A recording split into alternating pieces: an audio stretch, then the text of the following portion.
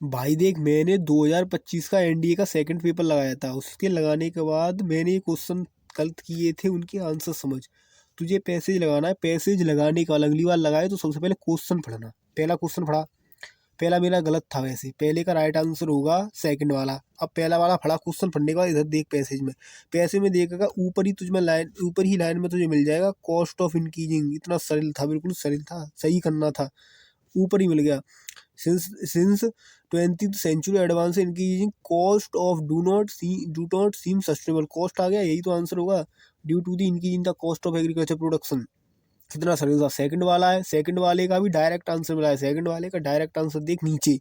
ये पुष्ट क्या कर रहा है, global population growth while showing sign of showing down has pushed farmer. तो ग्लोबल पॉपुलेशन है काय बेई, तो हमें पुश कर रही है काय में पुश कर रही है अनसर्टेनिटी में, अनसर्टेड में को सुटेड ग्लोबल पॉपुलेशन। जो कितना सरल हो, बिल्कुल डायरेक्ट क्वेश्चन हो। पॉपुलेशन ही तो कर रही है, तो पॉपुलेशन राइट आंसर हो जाएगा। और बाकी बात थर्ड वाला हो तो थर्ड वाले को डी हो गया। वो फड़े पूरे पैसे से समझ में आ जाए। वो ग्लोबल पॉपुलेशन रखा है, वो हमें इकोनॉमिकल में वो हमारी इकोनॉमी का डिग्रेडेशन कर रही है ना। काय को हार्मोनिक की फसल खराब हो जाते, सभी चीज़ जाते रहते। और केमिकल रन होता है, बेव पॉल्यूशन करता है, नेचुरल हैबिटाट बिगाड़ देते हैं। और डेजर्टिफिकेशन साउथ अफ्रीका में कर रहे है। परंतु वर्ल्ड वॉर है वो कोई ना कर रहा हो। वर्ल्ड वॉर तो क्या वो, वर्ल्ड वॉर में क्या होता है, tropical forest shrink by one half since world war तो श्रिंक है जो बता रहा हूँ, जहाँ कुछ जितना बता रहा हूँ, डिग्रेडेशन कर रहा हो, जो कर रहा हो, ना करो। बहुत सिंपल हो यार ये, बहुत सिंपल हो। ये तीनों क्वेश्चन डायरेक्ट बनेंगे। पहले अगली बार तू पैसे लगा दो, सबसे पहले क्वेश्चन पढ़िए। पहला क्वेश्चन पढ़ लो, बाकी आंसर ढूंढ लिए। फिर दूसरा क्वेश्चन पढ़िए, दूसरा पढ़िए, ताकि बाद शुरू तो पढ़िए द्वारा थे। दूसरा क्वेश्चन पढ़िए, अगर शुरू तो पढ़िए, देख लिए आंसर मिलो, डायरेक्ट आंसर मिलेगा, डायरेक्ट लिखो वो। तीसरा पढ़िए, तीसरा डायरेक्ट आंसर मिल जाओ। अगर ऐसा पूछ ले नॉट फॉर बाद, पूरा पैसे पढ़ लिए शुरू तक ही। और चौथा बार तेरे ऊपर अंडरस्टैंडिंग में बेस्ट करते हो जाको। दूसरा आंसर हो नहीं, पहला आंसर है चौथे बार को। वहाँ में क्या होपलेस हुए और क्रिटिकल प्रोस्पेक्टिव ऑफ एग्रीकल्चर हुआ को। और पांचवें बार को राइट आंसर है इन्वेजन, जो बहुत सरल हो। ये तो कैसे करिए, अगली बार पढ़िए। सबसे पहले क्वेश्चन पढ़ने के बाद तब लाइन शुरू तो पढ़िए, शुरू करिए जहाँ तो मिल जाए डायरेक्ट आंसर मिल जाओ। फिर दूसरा क्वेश्चन पढ़िए, फिर पूरा पैसे पैसे पढ़िए शुरू से, फिर मिल जाओ। तीसरा पढ़िए, ऐसे पढ़िए, पहले पैसे में पढ़िए, अगली बात थे। चौथा पाँचवा अब आप पता पड़ अंडरस्टैंडिंग के बेसिस पर मैं दोनों सही है।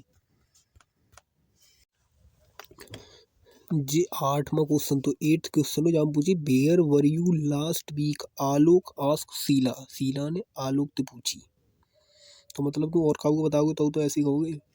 आलोक ने शीला से पूछी कि कल रात वो कहाँ थी।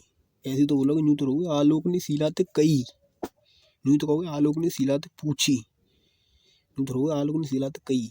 आलोक शीला से पूछ रहो, आलोक शीला से पूछ रहो कल रात वो कहीं। समझ, जाके राइट ऑप्शन बी होगा। एक अंतर लगाओ तो नहीं लगाओ गंतो,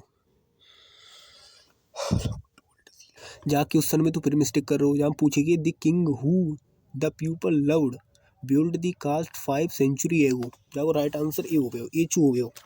जो कास्ट है तो कहो वो बिल्ड करो वो 5 सेंचुरी पहले, किन के द्वारा बिल्ड करो वो, the king who the people love built. The king नहीं तो बनवाओ, किंग जो पीपल लव करते हैं। The king who the people love built the cast, किन ने बनाओ, किंग ने। जाके ले सेंचुरी है वो बाय दी किंग आवे हो, जाके ले समझो, बाय दी किंग, किंग के द्वारा बना वो। Who was loved by the people, जो कि लोगों के द्वारा प्यार करो जाता हुआ किंग है, समझो।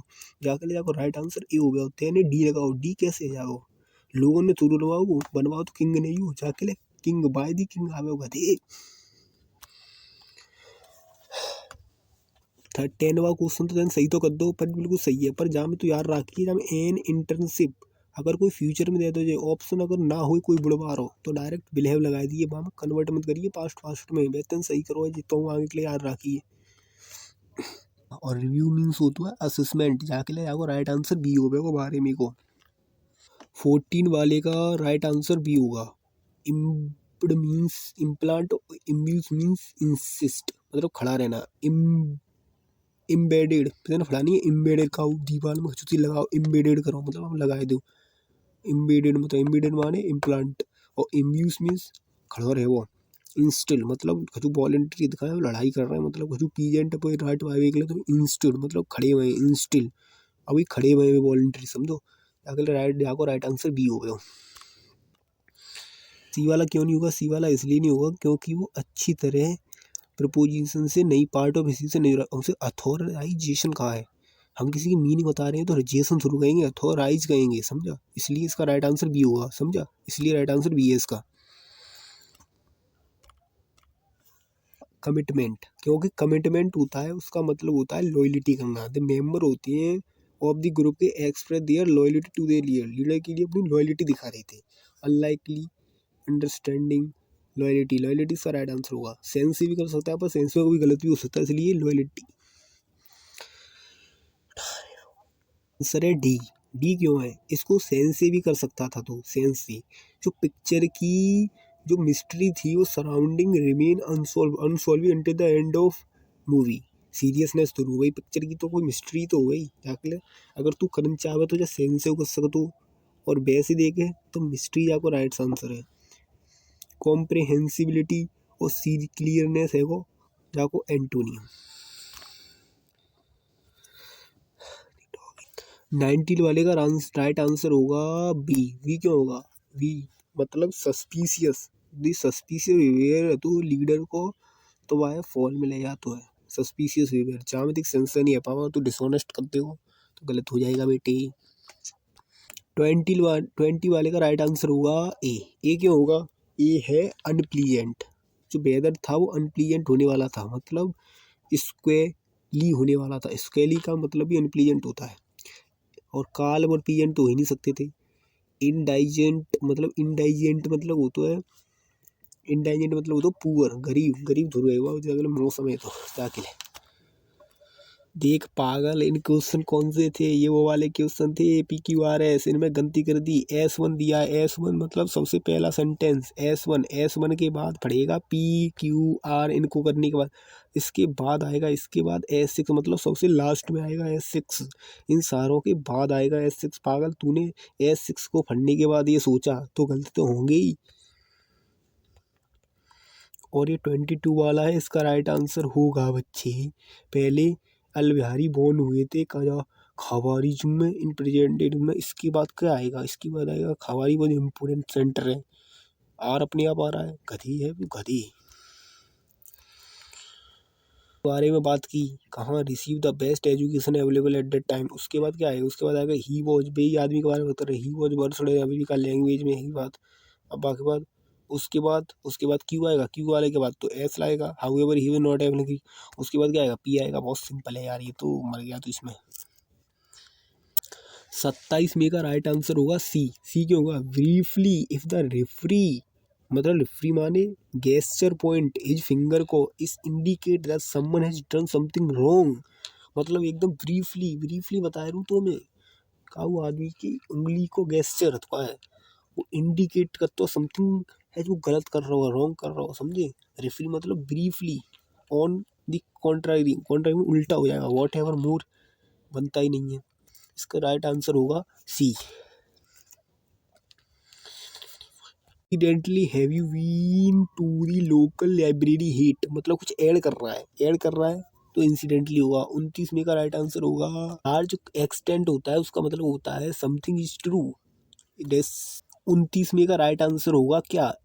ए, टू अ लार्ज एक्सटेंट मतलब समथिंग इज ट्रू। ये सही है कि women are healthier and live a longer than men तो ज़्यादा दी रही है। 30 में का राइट आंसर होगा सी। सी क्यों होगा? कि the difference is that I have been fortunate to find a career that I love and what I more I am getting a paid reasonable for it, मतलब इसमें एडी तो कर रहा है कुछ, इसलिए होगा व्हाट आई मोर। इसका इस वाले का 31 वाले का राइट आंसर होगा डी। डी क्यों होगा? 31 वाले का राइट आंसर? देख भाई, डी इसलिए होगा 31 वाले का राइट आंसर क्योंकि इंडिया है वो इन जनरली तो कर रही है policy of trying to improve relation. Generally तो बात है, ये कोई वो बात है अदरवाइज, मतलब कोई बात हुई, इन जनरली तो बात है गवर्नमेंट ऑफ इंडिया का इम्प्रूव कर रिलेशन।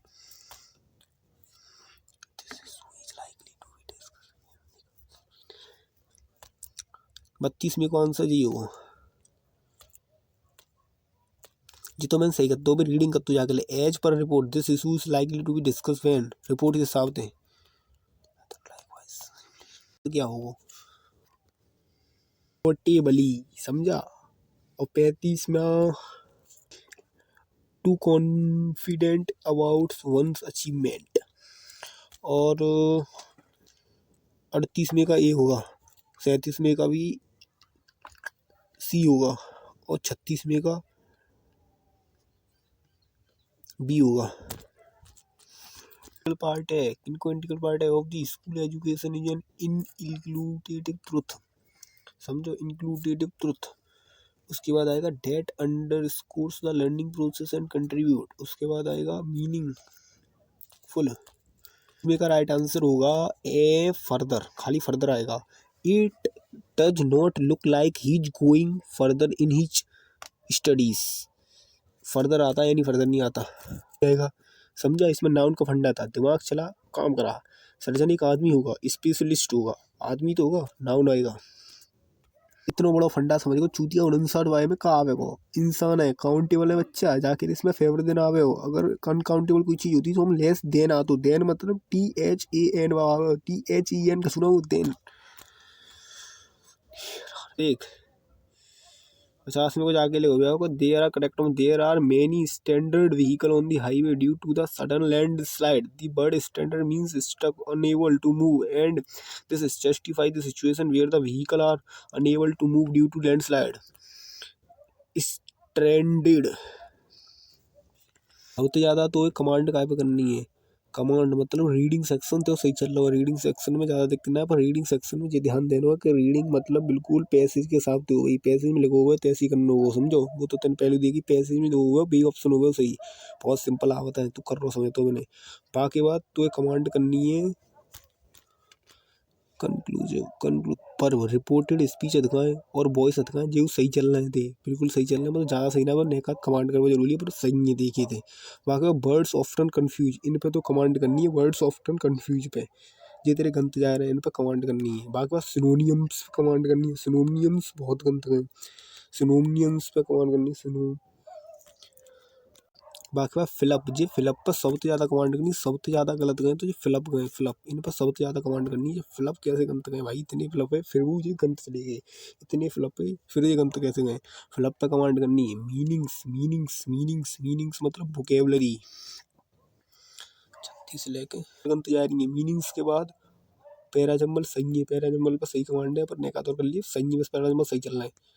फिर ग्रामर, ग्रामर पर सबसे ज़्यादा कमांड करनी, ग्रामर और वर्ड ऑफ्टन कन्फ्यूज और सिनोनियम, ये सबसे ज़्यादा गंत है। और fill up, fill in the blanks, जो सबसे ज़्यादा गंत है, इन पर सबसे ज़्यादा कमांड करनी है। ये पूरा एनालाइजेशन है वो इंग्लिश को। अब देख general ability,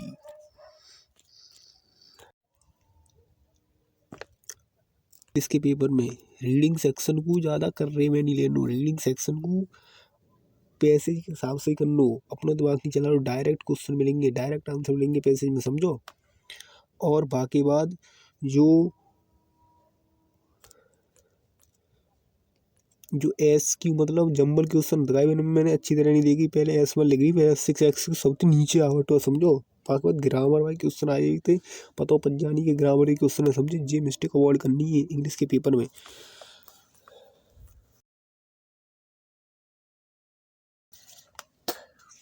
Flemish right hand rule हो तो है जी।